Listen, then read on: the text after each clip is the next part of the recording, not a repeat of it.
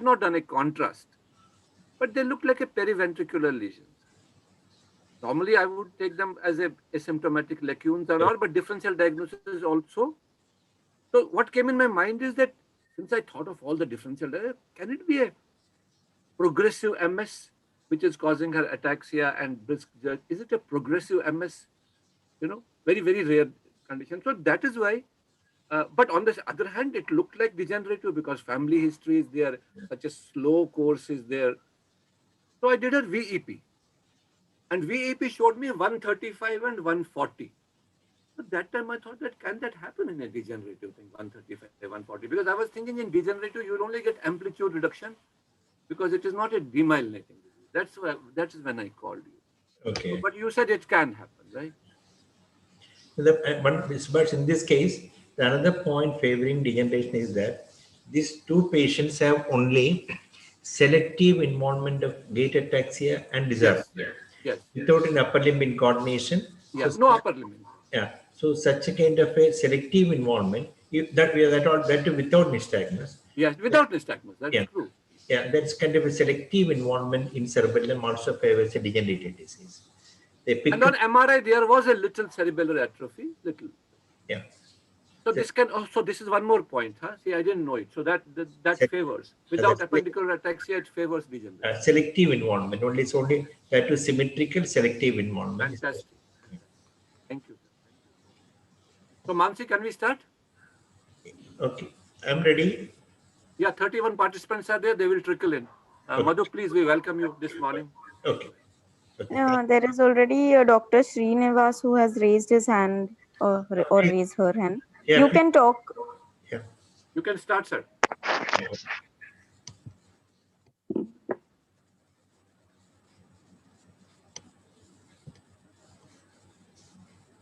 Sir, good morning, sir. I had one doubt regarding one case, sir. I'll ask in the end, sir. Sorry, sir. Okay, no problem. No problem. You can ask. We are always welcome to ask questions. Shall I ask now or at the end, sir? No, at the end will be okay. You can spend sure. time in the end, so that people. Okay, sir. Sure, sir. Thank you. Right.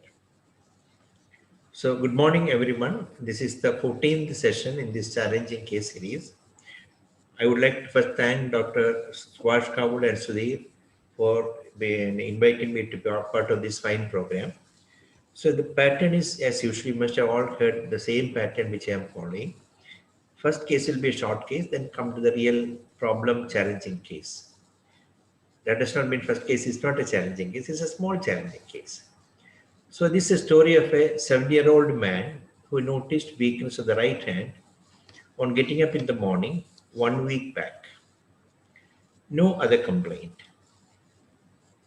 He said he could not tie his dhoti with his right hand. That's the only complaint he said. I'll show the video of the patient. I'm just asking the history which one minute only take. That's the only complaint he said.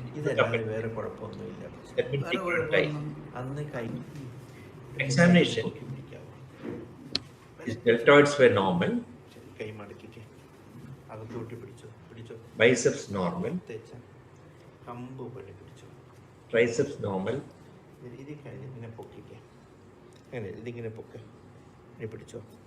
Wrist extension is normal.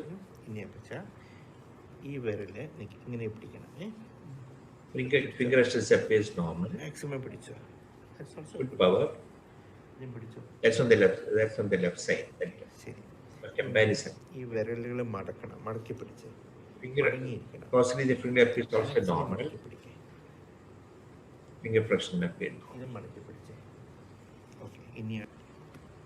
And the reflexes all normal, no asymmetry in the reflexes.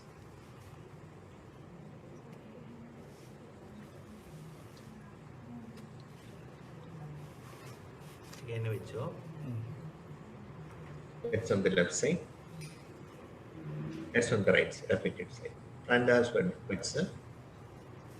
And sensations were all normal.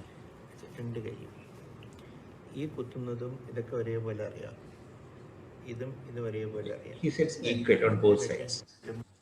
So what do you think is the possible? He complained to us he's unable to tie his dhoti. So anything else you want me to do in this patient? Examination findings I have shown. Testing for any apraxia, other apraxia. Apraxia, in fact, I did not do the apraxia. Sorry, I should have done that because there is one function which is affected. But he could Madhu, do. what was his main complaint? Sorry, what was his chief complaint, Madhu? His complaint was unable to tie his dhoti. All other activity he can do normally. So that's a little odd against apraxia. Only problem is he cannot put the, in Kerala we put munda. Munda means dhoti. They put the dhoti and tuck it inside, and just like sari, they use the wear this. No, but he could wear his shirt and all. Shirt wearing is not a problem. Yeah, he said the only problem is that he noticed this problem in wearing dhoti, putting dhoti inside. That's only complaint he said. Then abnormal posturing of hand while putting No, the that's there's absolutely no abnormal posturing of the hand. Okay, so what do you think would be the problem? Could be cortical lesion? Yes, sir. First possibility critical. Yeah, so MRI brain was done, which is normal. What else you need? So conduction was done. Conduction showed absent sensory potential from the right median and ulnar nerve, but the CMAP amplitude was normal. So that cannot explain his disability. Radial nerve, sir? That's also normal. I just wanted to check these two numbers. I showed this one. They're all normal. So what else you need? Now I'll tell you what. You went back to the patient. Whenever you got problem, go back to the patient once again. Examine little more detail. So I did the pointing index sign. You see the pointing thumb sign? His thumb cannot be flexed on the right side. See? That is the flexor point. Maybe it's on the left side. It's the flexor point on the right side is normal. But the flexor point is as long as is weak. So what is the diagnosis now? It's obvious now. He has got a pointing index sign, you all know about it. He's got a pointing index and pointing thumb sign. Here thumb is more affected than the index. So where is the lesion now? Now you can answer. Anti-introsious nerve. So it's anti-introsious nerve. So the point Is why it all in the morning? yeah. The point what point I brought the case is the usual casual examination we may miss it. So depending upon the complaint, as Vash was pointing out, the complaint of the patient is tying dhoti. So you look for those muscles which are involved in tucking the dhoti in. The muscle involved tucking dhoti is the flexor pollicis longus. So that is why you have to go selectively examine. And this is one of the simple best to do this pointing index and keep the hand tense like that. You can find even mild weakness and pick out by this method. Why is it only in the morning? No, he noticed one day in morning. That's a complaint. Why is it so? That we can't say because most of the time the most common cause of anti-intrusional palsy is a neuritis, something atypical, something similar to a neuralgic hematopy. We do not know the cause. Sometimes compression interim can also occur. Why it occurred in the morning, we don't know. That's a complaint by which he came. That is why we thought initially could be a stroke. Okay, that is the MRI well done. So this is anti-introsious nerve here, and this can be get compressed at various levels. One is at the pronated teres, like this is get compressed, or this here the pronated is removed. You can see the tendinous arch of the flexor digitoris superficialis. It can get compressed there, or in the foramen lacera. Sorry, there's a fibrosis called fibrous tendon called Laceratus fibrosis, which goes from the medial lateral epicondyle to the epidermis. That also can cause compression anti-intrusion. So these are the sites where compression can occur anti-intrusion. So I'll skip this diagram. This is the site of lesion in the present patient. Okay, any doubts? I'll go to the next case. Madhu, it was pure Real motor. case comes pure motor. Anti-intrusion is a pure motor nerve. I think these anterior No, there is introitious, no- posterior introitious, and this deep branch of ulnar nerve, they're all pure motor, and we need to know them very well. Pure motor. Yeah, exactly, pure motor nerves. Okay, sir. Now coming to the real case. Okay. The The management, sir, how to 70-year-old man, manage? he improved Management, he's subsequently. asking, Madhu, he's asking management of your last case. Yeah, I did not do anything specifically, improved gradually over a period of time. Most of these cases improve without anything. You may give a short course of steroid. It's only most likely it's a form of a Formy-Foster type of a neuralgic hemiatrophy you can call, which commonly affects the flexor pollicis longus muscle. Okay, sir. This is a real case. The 74-year-old man functions with the right hand while eating 1 week back. This also notes acutely while he was eating. He noticed that he could not manipulate with his foot. No history of any difficulty in elevating the hand, no weakness of the right leg, no dysarthria. Along with the weakness, he gives history of paresthesia of the right hand, especially in the middle part. He is pointing to the middle 2 fingers. And the disability remains the same till the time of examination. Did not either improve nor progress. He is not a diabetic or hypertensive, but takes snuff for the last 1 year. You know, snuff, the tobacco snuff which people take through the nose. Now, this is the video of the patient.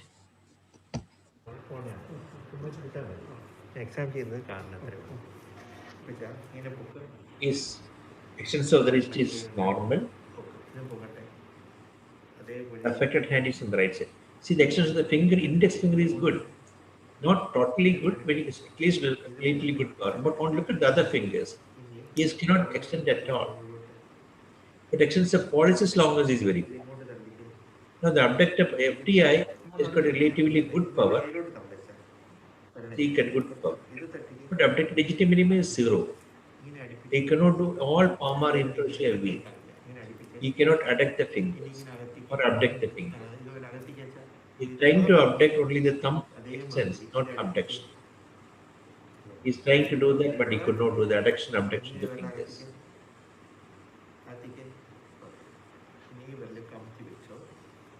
Now come to the finger flexes. Here on the left side, normal side, I'm checking all the finger, index finger, middle ring, and little finger, all normal on the left side. And asymptomatic side. I'm comparing with the right side.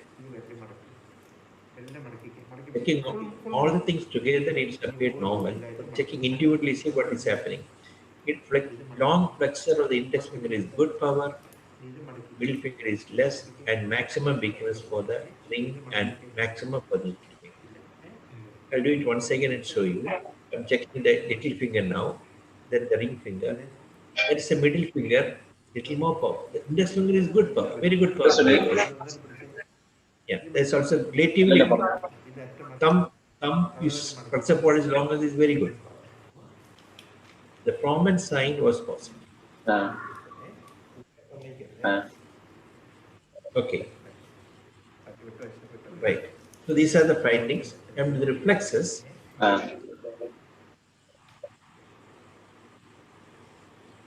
Reflexes.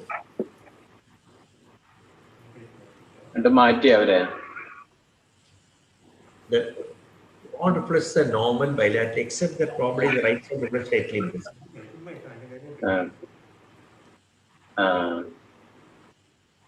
Joy, Joy, please mute the mic, Joy.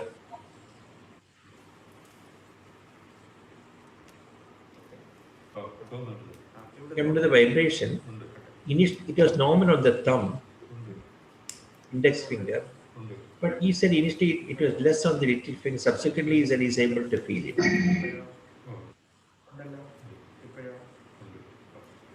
Come to the joint position set, it was normal on the thumb.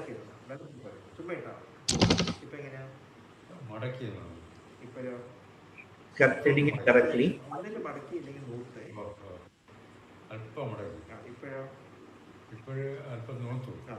But the left side is normal. So the little finger, he made mistakes. He's not able to say where it is. That also he made mistake. He could not. Thumb he said correctly. ഇപ്പോഴോ ഇപ്പൊ അല്പം മടക്കി വെച്ചു, ഇപ്പോഴോ അല്പം ഒടിച്ചു മടക്കി വെച്ചു. മടക്കി ഇപ്പോഴോ ഇപ്പൊ നോക്കിയിരിക്കുക. ഇപ്പോഴോ He said correctly in the thumb. The middle three fingers he made mistakes in the JPA sensation. Vibration little finger. Once he said okay, subsequently he said it's not very feel. Third time he said it's okay. Probably it is unaffected. So these are the findings in this patient. So if you want to see the video once again, I can show. It's a little tough case. At least I can show the examination of the motor system little once again. That will be paid. It's just that index finger is relatively good. Other fingers are almost zero. Polycystic dominance is normal. FDA weak, but not totally weak. But ADM is zero. Induction, adduction of the fingers zero.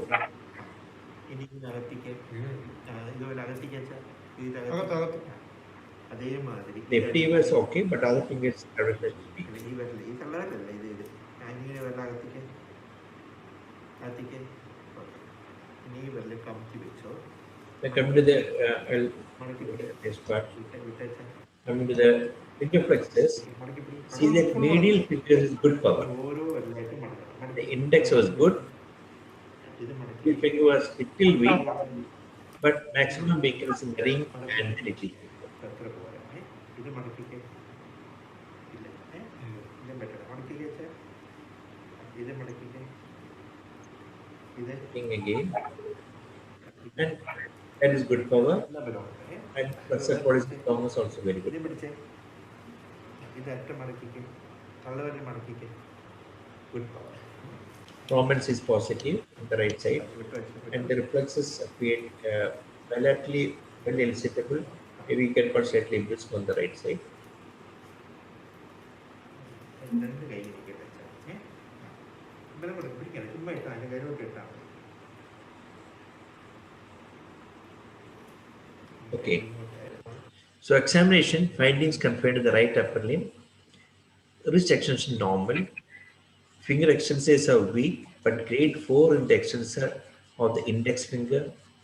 Just grade 2 in the extensor of the middle finger. Almost zero power of the extension of the ring and little finger. Finger flexors of all lateral two fingers are normal. Severe weakness of the finger flexion of the little finger and about grade 4 in the flexor of the ring finger. Good power of the first dorsal interosseous, though not perfectly normal, but marked decrease in the power of other interosseous and zero power for the abductor digiti minima. Froment side is positive. Rest of the muscle power is normal in the upper limb. Come to the DTR, all normal, maybe slightly brisk in the right upper limb. Sensory system impaired joint sense in the medial three fingers, mainly in the right little finger. Lower limbs normal, gait normal. So, where is the site of lesion in this patient? So first possibility is the cortical lesions, and in view of it's not pertaining to any nerve and impaired joint position sense and on the lateral finger.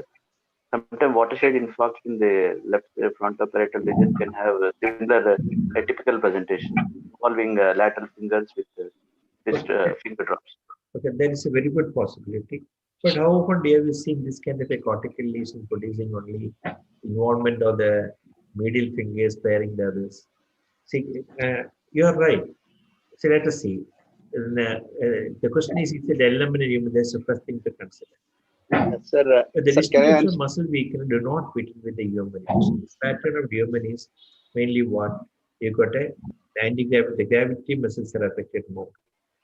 Here the flexors, the little finger, and extensor both are affected equally on the medial side.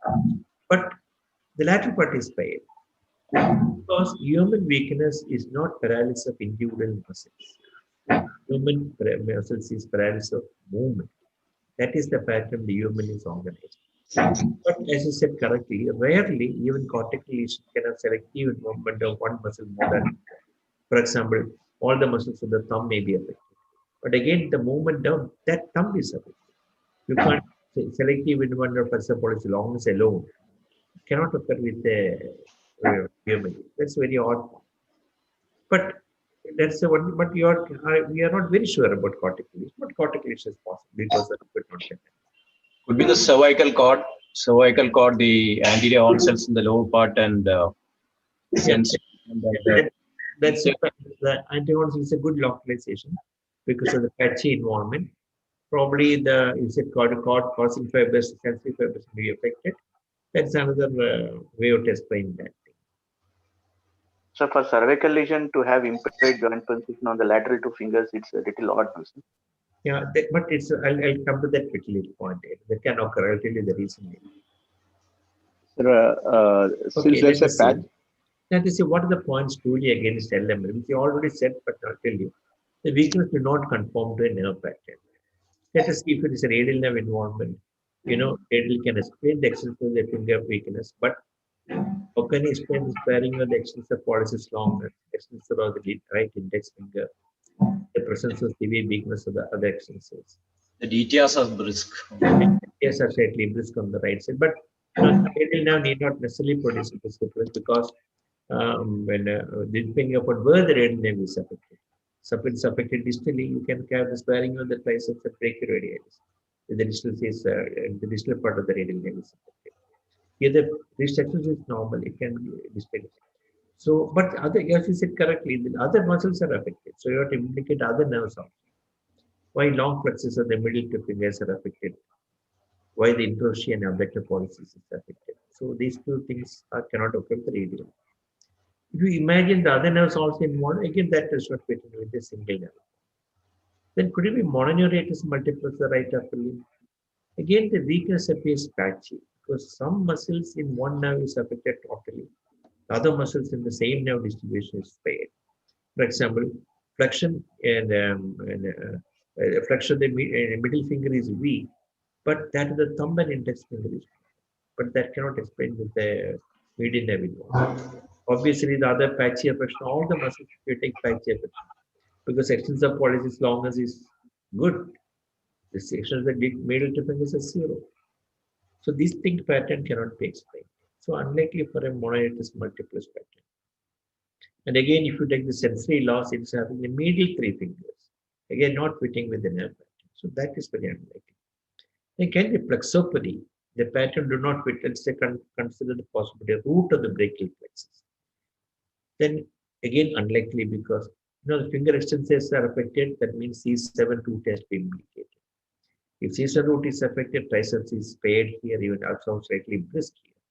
So that is cannot go with the root involvement. Similarly, small muscles supplied with the C8, but the FTA are relatively spared. So this makes a radiculopathy or a root of the brachial plexus uncommon. But this possibility cannot be ruled out, as we know the brachial plexus complaint can produce very, very patchy involvement. But there was no pain in this patient. Now, can be a trunk of the brachial plexus. Again, you can't. Then, if you want to think of a trunk, you have to implicate middle over the lower trunk. Why middle trunk? Because you have to explain the extensors of the finger weakness, which is supplied through the radial. Why lower trunk? All other muscles, small muscles, long finger plexus can be explained with the lower trunk. But other muscles supplied by the trunk is spread. For example, if you implicate the middle trunk, the other muscles supply the middle trunk like triceps, finger plexus, or the lateral 3 fingers are all spared. So that cannot be explained. Moreover, the affection is patchy within the trunk itself. In the middle trunk itself, if you think some of the muscles separated are very strong, like for example, extensor pollicis longus, but 0 power on the middle to finger extensor. That also is very odd for a trunk involvement. Now, let's consider the possibility of the cord of the brachial plexus. If you want to think of the cord, you have to implicate medial and posterior cord. Medial cord for the small muscles of the small muscles and long finger plexus or the finger plexus, and posterior cord for the finger extensors. But again, there are many obviously odd points. Other muscles separated by the same cord is spared. For example, if you implicate posterior cord for a finger extensors, you expect weakness of the deltoid, triceps, wrist extensors, brachioradial. They are all spared in this. So it's not a cord lesion. Similarly, sparing of the FTA and TNR, the middle cord of FTA is also very odd in this patient. Now coming to anterior console disease. This can explain the patchy effects of the muscles, of course, but there is sensory loss. Then there can be an intramedullary lesion affecting the anterior horn cells and the crossing sensory fibers. That's a good possibility. Again, less likely because sensation is lost if the JPS sensation is lost, not the pain and temperature sensation. Moreover, the DTR is well preserved because we expect anterior horn cell effector to that degree to produce weakness of the finger extensor. We expect the triceps also to be diminished in intramedullary radius.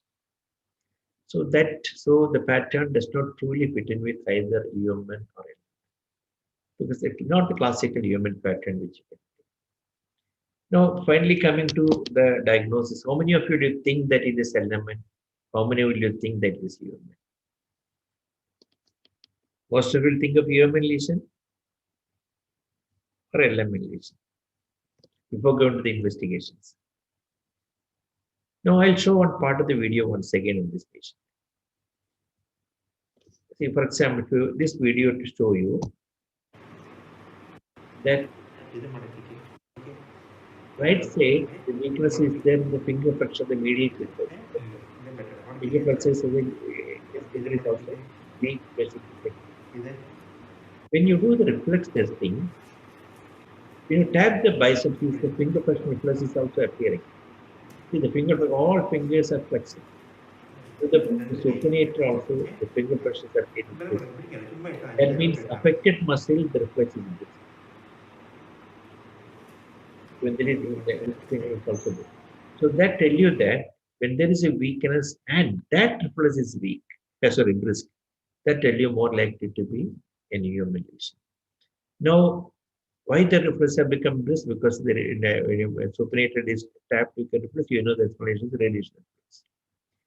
That means that the weakness, the long flexus, the right little finger, where there is maximum weakness, is likely to be human, because that also flexes during tapping the supinated side. Now, where in the human is the next question? Is it in the cord or is it in the cortex? And this is what is described classically as the typical myelopathic hand. Now, I'll come to the final diagnosis later on and tell you what is this hand is. I have two more such cases. It's a 56-year-old man presented the history of extend the ulnar two fingers and could not use these fingers for the last 2 months. However, he could manipulate objects very well with the thumb and index, just like our patient. Look at the hand. It's exactly the same, except that instead of the index finger which stands out in the extended position, here it is the middle finger which is extended. But look at the middle two fingers, it is finger dropped and that finger is separated out. That interosseum of that is weak. I'll show the video of the patient. Short video, the weakness part. This is normal. இது பரவாய் பிடிங்க சரி இந்த விரல்ல இப்படி பிடிக்க முடியும்னு பாருங்க முடியல இது பிடிக்க இல்ல He cannot extend his finger. மடக்கு Finger pressure was normal in this patient. இது பக்கம் பிடிங்க And coming to the interosseum, first interosseum is normal, good power, but ADM was weakness is there. Again, something maybe our case. முடியும் இப்படி தோற்கணும் Interosseum also, and is also put a positive right. அப்படிங்க And the reflexes were brisk in this patient, but he is undoubtedly brisk compared to the left side. And this patient's finding weakness of abduction, adduction of the middle two fingers, inability to extend all the fingers, but mainly of the middle two fingers. First of the muscles are normal power, TTR normal, no sensitive, but yet terminal features in the right lobe. So the findings are almost same, but no sensory finding in this case, unlike the first case which I showed. So where is the localization of this hand is muscle weakness? The weakness could not be explained by a root or nerve lesion. It could have been due to affection of the anterior horn cell, but there is no wasting in the muscles affected. Now, this MRI shows a lesion at C3, C4 level. It's a pyramidal lesion causing there is in the weakness of the hand. I'll come to that point little later on. Now, coming to the another patient, again, I'll show this lady coming with the same complaint. The exercise is normal. figurations are all ഇത് weak. പൊക്കി പിടിங்க, ഇത് രണ്ടും പൊക്കി പിടിங்க. It's relatively இப்படி good, இருக்கணும். but not full power. இது பொക്കി பிடிங்க. Middle to fingers is significantly weak. இந்த விரல் மடக்குங்கம்மா. நல்லா மடக்கி பிடிங்க. Finger press is the normal. மடக்கி இந்த கை இப்படி தள்ளுங்க. Again, first torsional introduction is relatively good power, with a good power, தள்ளி போங்க. but ADM is weak. தள்ளுங்க. இது தள்ளுங்க. It's a good power rate. இது தள்ளுங்க. இப்படி ஆக்குங்க. Here again, the request brisk on the right upper, not very crossly, but make it a better additive, brisker compared to the left side. அவ்வளோ போதும் விடுங்க. பொக்கி வச்சிருங்க. Now, this is the MRI of the patient. This patient had C4, C5, C3, C4 disc prolapse. Sorry, C4, C5 disc prolapse. But the weakness was in the distal part, mainly in the medial hand. So all three cases show that the patient had got weakness in the CAD1 dominance, in the patchy distribution affecting the medial two fingers, all the movement, not like that of a particular nerve or root involvement. The extension is also weak, abduction is also weak. The flexion also become weak later on. And this hand is after surgery, in both these patients, after surgery, the weakness totally improved in both the patients. I did not show the video, they can show the video later on. The patient totally improved as far as the weakness is concerned following this surgery. Now, this is the myelopathic hand, which is described. That is described in the Japanese literature first. A characteristic dysfunction of the hand has been observed in various cervical spine disorders, where there is involvement of the spinal cord. There is loss of power of adduction and extension of the enlarged two or three fingers, and enabled to grip and release rapidly with these fingers. These changes have been termed myelopathic hand and appear to be due to pyramidal tract involvement. The characteristic nature of the signs permit the distinction between myelopathy and changes due to nerve root or peripheral nerve disorder. The clinically significant these signs have been assessed against other tests, and the value is okay. This is the pyramidal tract involvement. This is the picture from the literature where you can see, just like our patient, the middle two fingers have been dropped, and the index finger is standing up, just like in the first case, and the fingers have separated out like this. Now, this is again, this is the first abnormality inside. This is called myelopathic hand, or it's called finger escape sign. The first abnormality is enabled to adduct the little finger. That's the first thing to occur. This progresses to affect the ring and middle finger. As disease becomes more severe, this is followed by inability to extend them, despite relatively well-preserved function of the wrist, thumb, and index finger. The selective weakness in middle fingers is due to UMN lesion, that's selective, and the lesion is in the high cervical cord. Seen cervical cord lesion above C6, C7 can be seen in lesions up to crown magnum. Even there has been some pathological study where they found no lesion in the C6, CA-D1 segment. And it's a degeneration of the corticospinal tract is sparing of the antidephon cells of the C8, C1, D1. So somehow the pyramidal tract lesion is affecting selectively or more involvement of the medial part of the hand, producing this kind of a dropping of the fingers. And this. Now let's come to our index case. As the first person told, the lesion is in the parieto-occiput, in the right parietal cortex. There is a cortical lesion here. To account for that, it's an acute stroke, but manifesting like something like a myelopathic. I don't know what to call it. This has not been described. This is called cortical. I can call it as a cortical quote-unquote myelopathic. So that is why this case has been brought. So remember that this kind of a presentation can also sometimes occur mimicking an lemon lesion, but not fitting with the category or the set of lesion, like the nerve, root, or cord, or the trunk of the brachial plexus. So any questions?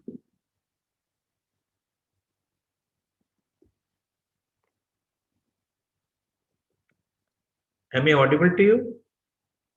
Any? Hello? Madhu, this scan belongs to which patient? This scan, last CT scan which you are showing, it's a different patient or same patient? And the first patient. Okay, first patient, yeah. Yeah. So the first patient was because of this lesion, or it was just? Not incidental. MRI spine was normal.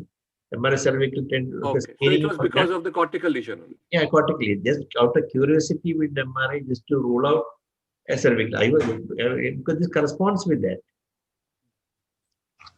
It's a cortical. So, Yeah, yes.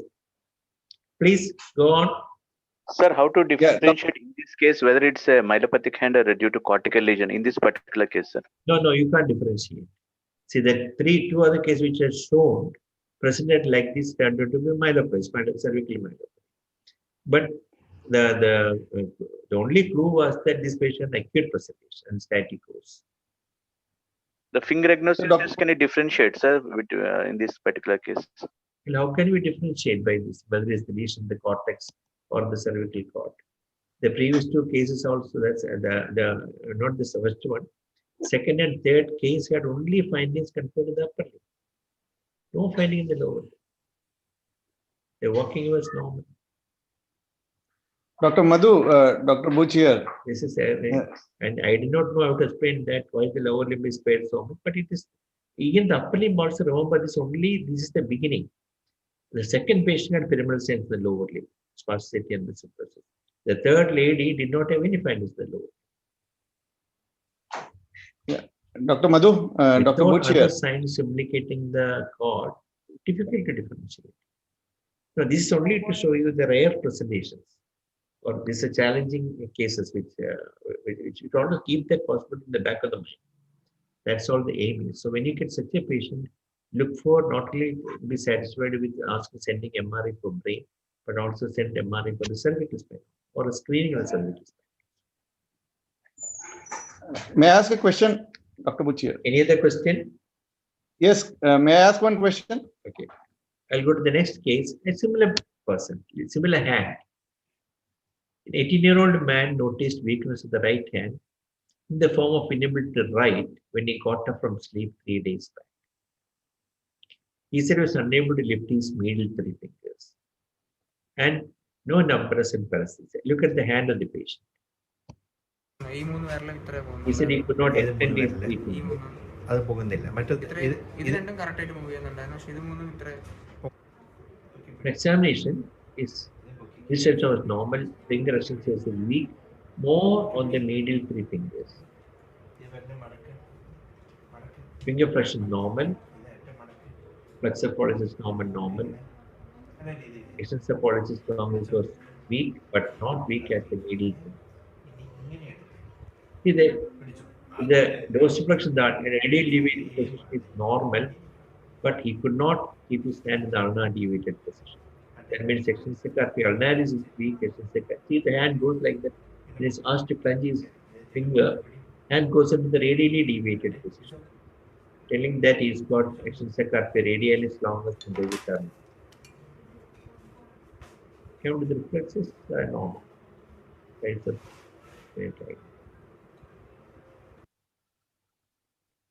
Sensation normal.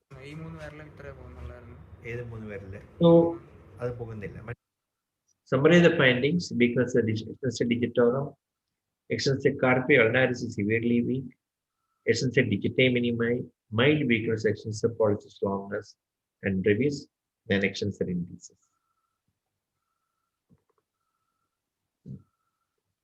Normal for the triceps, brachioradialis, extensor carpi radialis and other muscles. DTR normal, no sensory finding. Again, onset is acute. When he got up from bed, he noticed this pain. Any possibility? Yeah, radial nerve palsy. Compression of the radial Yes. nerve. Anyone? Anyone who want to speak and unmute and speak? Yeah, can you hear me? What do you think is a possibility? Radial nerve Is it a palsy. myelopathic hand? But here the finger abductors, adductors are all normal. Only the extensor finger is affected. And extensor carpi ulnaris is affected. I am not able to Involvement get of radial nerve, sir? Yeah, pardon? Involvement of the radial nerve. Yeah, which radial, but radial there is no wrist drop. Brachioradialis is normal. After the involvement of radial nerve after the forearm, below the elbow, sir. Correct. What do you call that now? That's a Posterior posterior. Posterior interosseous nerves. Yeah, that's a posterior. So the conduction was normal. So it's normal amplitude of the radial. Sensory obviously is normal. So this is posterior nerve. This is called ulnar wrist drop. You have all seen about the classical thrust of everything is dropping down. Here the ulnar part is only has get drop. It's called ulnar wrist drop. There is a classical set of lesions in the posterior interosseous nerve. Why this extensor carpi radialis is paired? Because it is supplied by the radial nerve prior to the origin of the pin. That is why the extensor carpi radialis is paired. So this is from the, but this actually what I'm trying, well, not the case where the pin you have already seen before. And pin is usually due to the compression at the supinator muscle when it penetrates to the supinator muscle. But even a least the common set of compression, as you all know, is the saturnite pass in the radial groove. That produces complete wrist drop. Sometimes, some selectively, even if compression is the radial groove, the involvement or the weakness may be in the distribution of the posterior interosseous. That is, this patient also gave the history that when he was lying down, he was keeping his hand in an awkward position. This particular body. So the clinical manifestations of the pin lesion includes ulnar wrist drop and finger drop. The cause of the pin lesion is often thought to be a compression supinator muscle, referred to as a supinator syndrome or the pin syndrome. This is where the posterior interosseous nerve is entering under the supinator muscle, an arcade of pores, where the compression is likely to occur. But this article says that even if the lesion is in the radial groove here, this is the other patient. This is two distinct lesion pattern in posterior interosseous syndrome. The patient presented with posterior interosseous syndrome, but the lesion was found to be in the radial groove.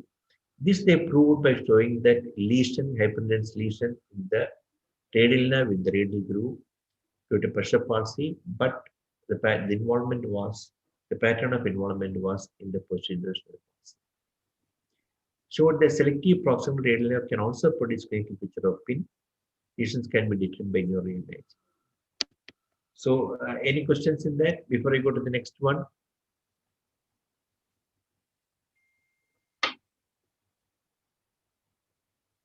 Any questions? Subhash, shall I go to the next case? Hello? Can I go to the next case? Or? Yeah. Madhu, there are some questions being asked to you, but you are not able to hear them. Mansi, can you see? Dr. Butch made some comments, but Madhu is not able to hear. And I couldn't hear it. Can you, Kayur, can you talk again, please? Butch, can you please talk again? Yeah, can you hear me? Are you able to hear Subhash? I'm able to hear him, but you are not able to hear him. And only Mansi can set it right if she's around. Mansi, can you input Dr. Butch? Yeah, he's talking, sir. I can hear him. But Madhu can't hear him. Mansi. I can hear Subhash. That's okay. That's okay. My points have been Subhash, discussed. can you tell the question again once? What? So he's saying that his point has been discussed. Okay, right. So I was saying posterior interosseous now, but that has been so covered. if somebody wants to ask question, you can ask. We can, Subhash can or Mansi can redirect the question to me. Okay, if I can't hear, some problem with the communication. Now come to another short case. The story of a 34-year-old woman. This lady is presented with episodic inability to open her mouth, associated with severe pain for the last 1 year. The problem occurs especially while eating and speaking, and the tongue on the right side gets injured often. The problem occurs especially while eating and speaking, and the tongue on the right side gets injured often. The episode lasts for a few minutes. This is the video. She's trying to speak, She is unable to open her mouth. And she was also complaining of pain in the right side of the jaw. See, when it's trying to open, it's trying hard to open the jaw. It goes into spasm. It's trying to see what is happening to her jaw. I'll show the video, short video once again.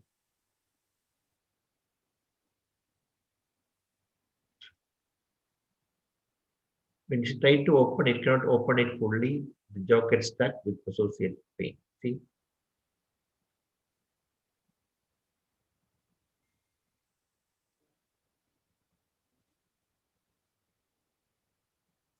So, what is the diagnosis? Masticatory Short case, spasm, sir. eminently treatable condition. Masticatory spasm, sir. No joint problem. Dental constellation done normal. Rest of the CNS examination, no finding on examination. It's only a problem. The location of the pain, sir, while chewing Right. or In the location is in the right over the masseter region. She said, when I speak, she want to open the jaw. She cannot open the jaw. Somebody is holding the jaw tightly, and also somebody's tears come out because of the pain. Does she get pain, severe pain on trying to open the jaw? That's it. Severe pain, that's a main complaint. Severe pain as well as spasm. The muscle goes into, she cannot open Does her. Does she have a temporomandibular joint arthritis? Yeah, that's initially we thought, but there's no dental consultation done normal. There is no joint problem. She already had come with the dental report from the dentist, telling that she has no problem with the joint. Kindly see. So there is no joint tenderness on pressing. No joint tenderness. Sir, could this be a hemimasticatory spasm? The pain occurs only when he is unable to, trying to open, the pain comes and they cannot open the foot. masticatory muscle spasm, sir. Okay. Good. Treatment. And what treatment will you give?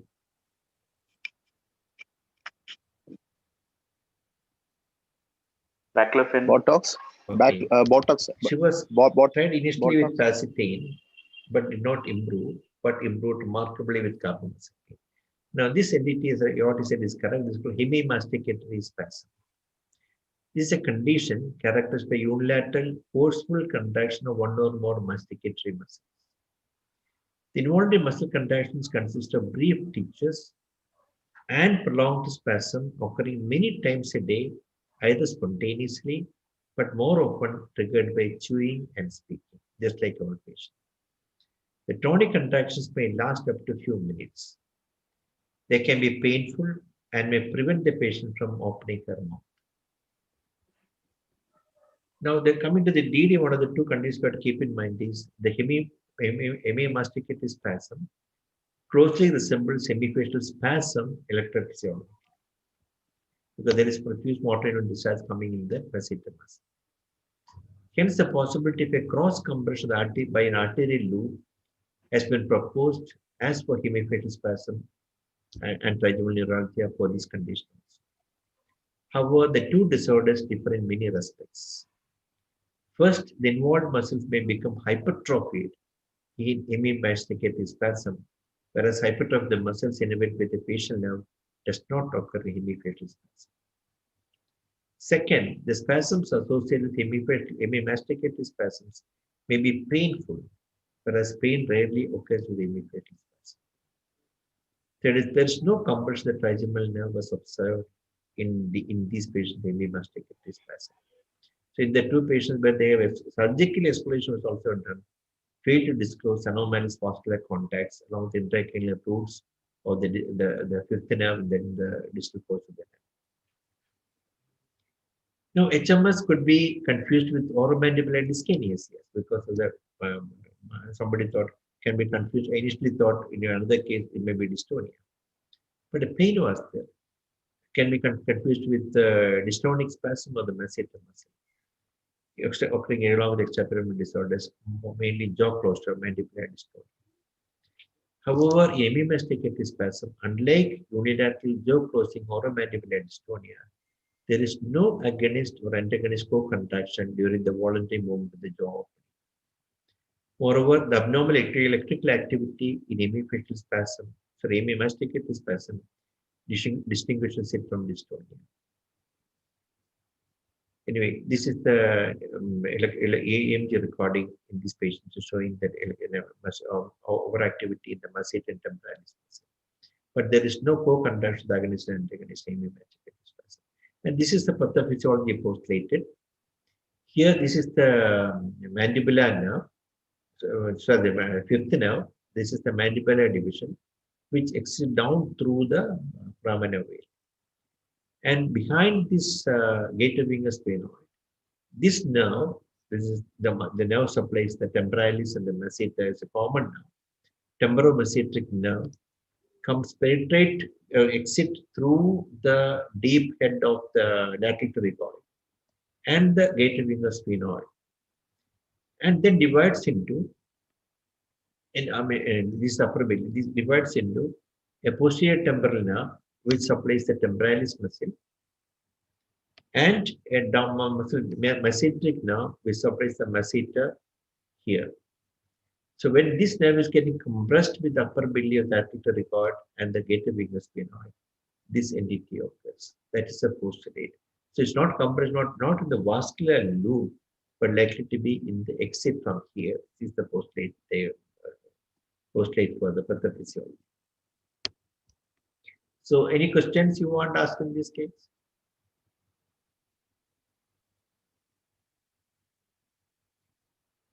But this entity one should know, because we may erroneously start the patient on Facetin as I have given in another patient, which will not produce an improvement, and not for carbamazepine and other conditions for hemifacial spasm. Just for hemifacial spasm, you can give it for this particular entity also. Carbamazepine can be given. Do any of the patients need surgical decompression? Any questions? Do any of the patients patients need any surgical decompression? So many people ask questions. Dr. Butch is asking, will they be helped by surgical decompression? Does anybody need surgical decompression? Yeah, definitely. On 2-3 cases, in the literature, they have done surgical decompression, which did not relieve with carbamazepine. But the decompression is not the vascular loop, but here somewhere in this company. The particular case which this article which are referred or which are taken, they have done a surgical decompression. Sir, what about the ingestional botulinum toxin to the masseter in this case? They say it's an easy procedure to decompress here. So you can because between the gator vingus sphenoid and this muscle, probably they can easily take out some muscle bit and then it will become. So one of the doctors asking the role of botulinum toxin. Botulinum toxin, I don't know. I have not read about botulinum toxin in these patients. But that may prevent the contraction of the muscles, but the problem is the irritation of the nerve. It may be useful, definitely may be useful. I do not know. I have not read about it. Just like hemifacial spasm, you can try that.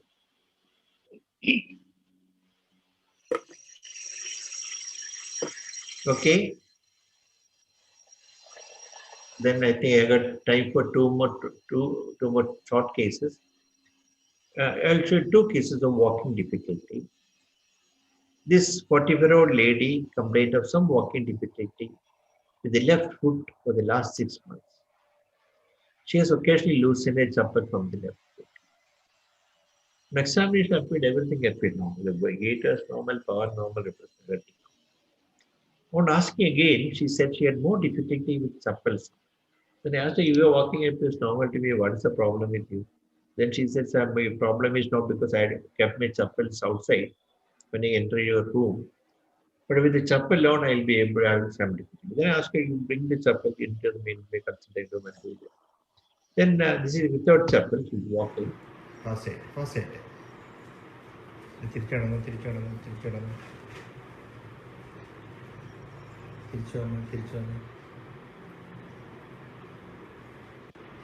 ഇനി നമ്മൾ നടന്നു As fast They as put in the possible. supple on. Now you can find out പിന്നെ തിരിഞ്ഞാടുന്നു making more strong with the left. ഇച്ചിരി The left fast ആയിട്ട് leg നടക്കുന്നു is some kind of a ഒന്നുകൂടെ തന്നെ ഒന്ന് thickness. Definitely more in the left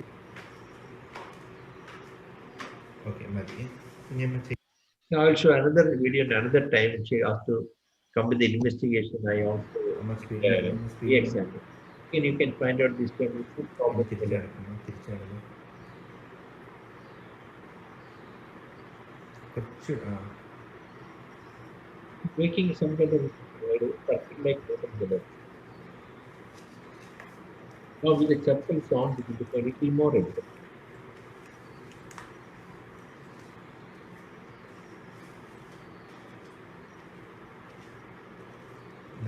കുറച്ചൊരു speed നടത്തി നടന്നു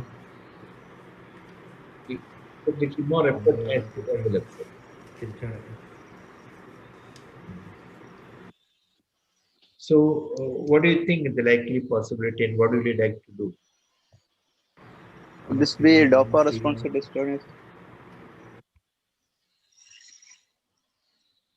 Anyone would like to voice their opinion? DRD, sir. DRD. What is the problem he has? Dystonia of foot. Inward posturing of the foot while walking. The slight inward posturing of the inward posturing of the left foot while walking. She's having. Correct. So what is dystonia? The dystonia of the left foot while walking. Okay, very good. Now, what you said is perfectly right. The clue was inward turning may sometimes can occur there in pyramidal also. The clue was that it is worsened by putting chappal. That's the one, because always dystonia can be task specific. With some task it will be more, with some it will become less. So that must be a clue which I do to make you think that it's dystonia. But as you said correctly, the patient would have an upgoing bladder or anything. The dystonia person inward occasionally, not very obvious, or some suspicion of an inversion. So what do you want to do now in this case?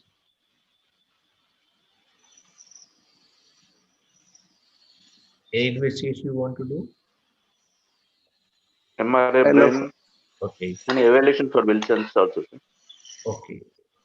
Trial of Calcium levodopa, sir. was done, but she's a 51-year-old lady. Wilson is not in this age. TSHS number. And as you said correctly, this is MRI. Exactly in the anterior thalamus, you can find a lesion there, most likely a cystic lesion, maybe a cysticercosis. So this is a focal dystonia of the left foot due to a symptomatic dystonia secondary to a focal lesion in the right thalamus. Now this only to brought the case, it's not a tough case, only brought the case to find out, to tell you that there are certain things in the history which will make you strike that this is symptomatic. Like she was telling that the chappal get a difficulty more on chappal. And when she walked in the room, she was not wearing any chappal, I could not detect it. So I'll show another case, this is a contrast for normal. Instead of losing the chappals and difficulty in putting chappals for the last 3 years. His complaint was that when his walks, chappals get loosened off and she couldn't put on the chappal for the last 3 years. And difficulty in getting up for the last 2 years. Thinning of the calf for the last 1 year. This is a complaint. Loosening of the chappals, difficulty in putting in the chappal for 3 years, difficulty in getting up, and thinning, wasting of the calves for the last 1 year. On examination, he had contracted the tendo Achilles, wasting of both calves. Motor system power was normal in the upper limb. Lower limb, there is weakness of the proximal muscles of lower limb, all proximal muscles, but mainly for the flexors compared to the extensors, and adductors more than the abductors. Dorsal angle normal. Plantar flexion was weak, about 8-4. And both angle jacks were absent. Sensations normal. So I'll tell you finding once again, before go to the video. Contraction of the tendo Achilles, wasting of both calves. Power normal in the upper limb. weakness of posterior muscles of lower limb, flexors more than the extensors, adductors more than the abductors, but distal muscles were normal except the plantar flexor which were weak. Knee and the flexors, knee extensors were normal, knee flexors were also normal.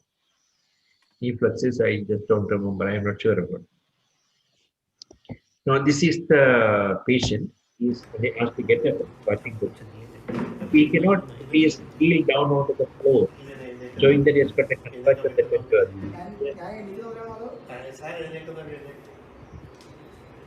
He put tremendous difficulty getting his sitting posture. He cannot stand on heel because he has got a contraction of the tendon Achilles, and he cannot stand on. There's also got hypertrophy in the ED. I'll show the video once again. Short video. Now squatting, heel is not touching the ground.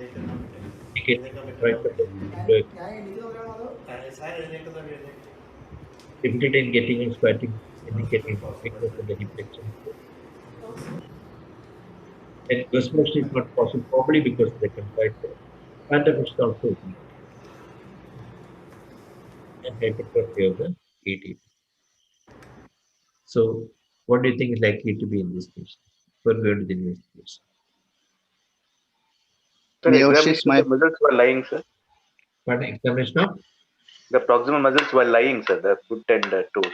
That also is weak. Proximal muscles of the hip flexion, extension, abductor are weak. Knee muscle extension was normal.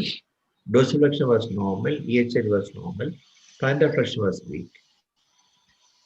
Angle jack absent. Upper limbs are normal. Miyoshi, sir. Miyoshi. Miyoshi.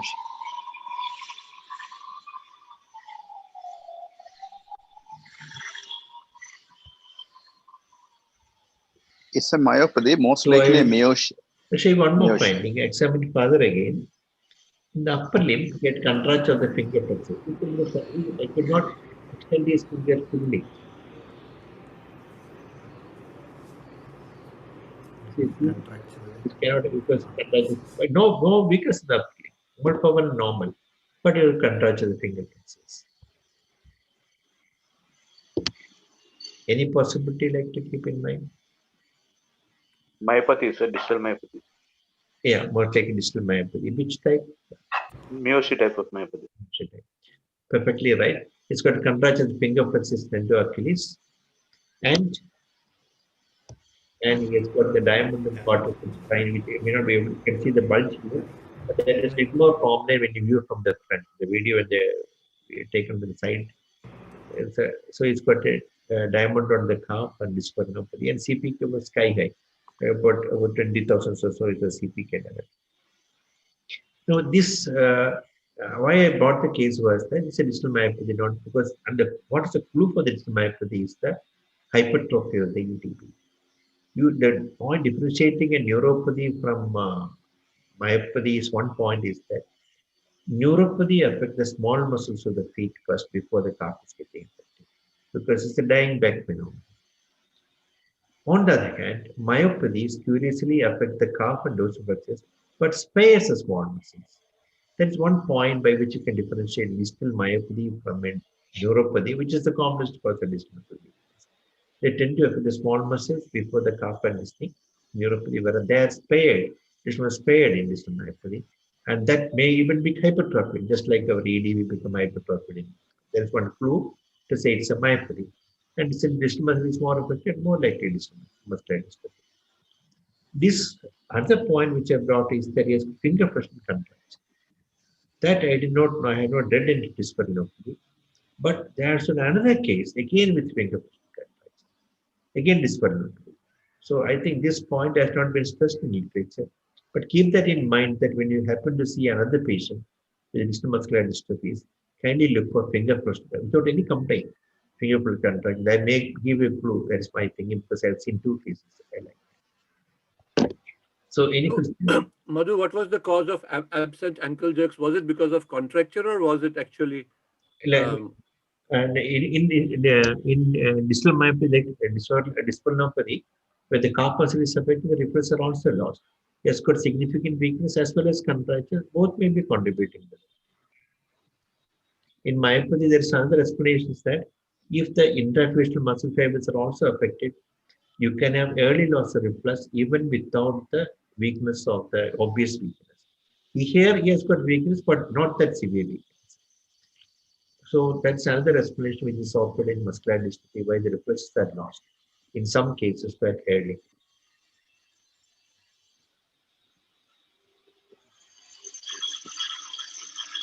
So a couple of doctors told the same, but I am able to hear, sir, but you are not able to hear them, sir. I didn't. I now heard you, but what was the question? I forgot. No, they diagnosed the same, sir. Distal myopathy, Miyoshin Yeah, myopathy. I heard your diagnosis. You said Not me, sir. A couple of other doctors told, but you could not hear them, sir. okay. There was some problem in the communication today. I was not also able to hear what which said also. Some of you, I can hear Subhash Caldwell. Your voice is clear to me.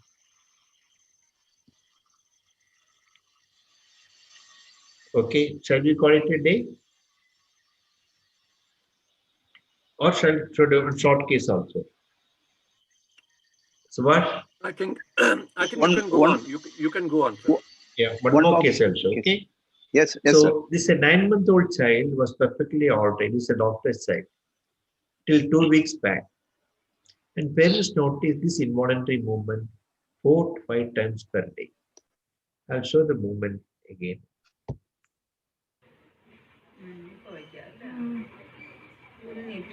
That's some. I'll show the video once again, 2-3 times. That's the movement.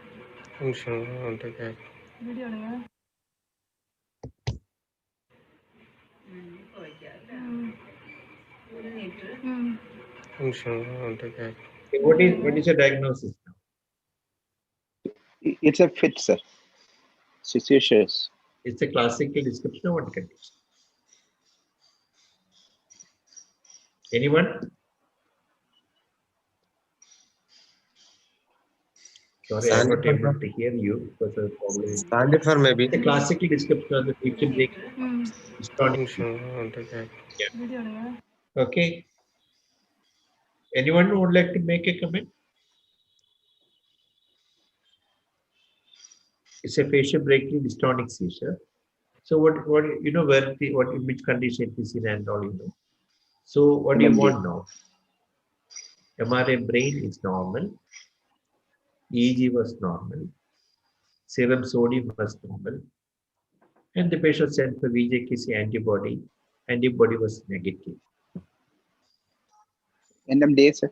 So what did when I saw the child initially, short duration, 2 weeks duration.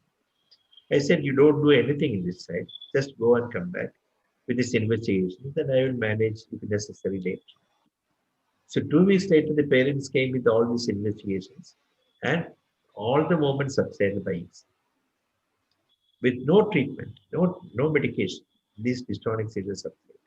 So this, I have seen facial breaking dystonic seizure without any other symptomatic symptoms whatsoever. Subsided spontaneously, some subsided with carbamazepine. Whether it's due to the carbamazepine or not, I don't know. Anyway, subsided spontaneously. So this is another case where someday not all facial breaking dystonic seizures suggest any disease. Sometimes it can be benign also. Madhu, his EEG was done? EEG was normal. But Madhu, I mean, although this child is young, but sometimes in a little older children, like 8 to 10 years of age, you can have some self-limited facial dyskinetic moments which subside on their own. Correct. That's also described. Yeah, so what you already said is correct. Then it may be one of them. But the only thing is, look at the description is typical of a see that facial breaking. That's the thing I wanted to. That's it. That's the thing I want. But description itself classically if it's the facial and brachial. Yeah, and he's young also. Correct. Yeah. But that can even that's also described in VJ case in young children also.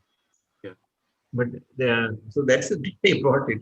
So all these kind of movements are not so-called facial breaking dystonic seizures of sinister etiology, maybe benign also. Yeah. Another patient, I had an old patient, I came with again involuntary movement, just like this. That patient, VJKC antibody was positive. I just put him, taking one of the cases in the past, put him only carbamazepine. I asked him to come after 1 month. He said after 1 month he came and said, sir, everything subsided. Are you taking carbamazepine? No, sir, I stopped after 2 weeks. so it took for 2 weeks subsided and he stopped himself. There's no recurrence of this condition. I don't know this kind of involvement. But exact typical description of the facial big patients. So I'll stop here. Sorry that there was I could not hear what you said in between. So Subhash. Thank you, sir. Thank you so much. Okay. So thank you very much. Till next week we'll meet at the same time. Thank you, sir. Thank you, sir. Thank you, Madhu. Thank you. Thank you. Thank you Thank you very much, for sir. contributing. And you. Thank you, sir. Thank you, sir. Thank you. Thank you. Thank you. Bye. Thank you very much. Thank you, Subhash, for conveying my questions. Thank you. Thanks, Butch. I became your voice today. You should ask Mansi to make that this problem right. So that I want to hear all people's comments and all. They could ask questions in between. Last time there was no problem. Only this week there's a problem. Okay, Subhash, thank you. Thank you. Thank you all.